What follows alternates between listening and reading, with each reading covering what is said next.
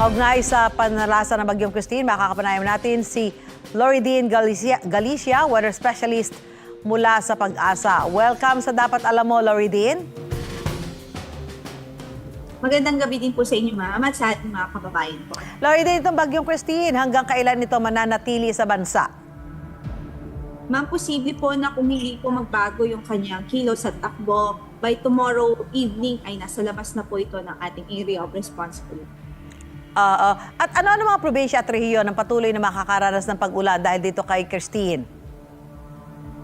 Well, sa advisory po natin, nakataas pa rin yung ating weather advisory or nag-issue pa rin tayo ng weather advisory sa La Union, Pangasinan, Zambales, Bataan, some parts of Central Luzon, dito sa Metro Manila, Cavite, Batangas, Occidental Mindoro kasama dyan, Calamine Islands, and then yung some parts ng Western Visayas. Loridine, posible bang magsabay ang epekto sa bansa ng Bagyong Christine at yung binabantayan na low pressure area?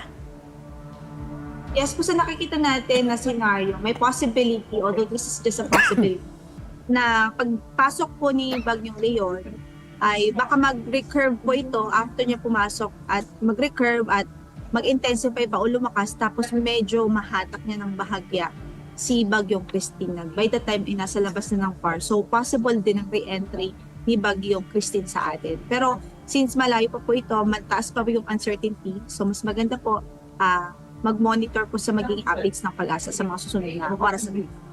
Kumusta yung magiging lagay ng panahon natin ngayong gabi hanggang bukas ng umaga?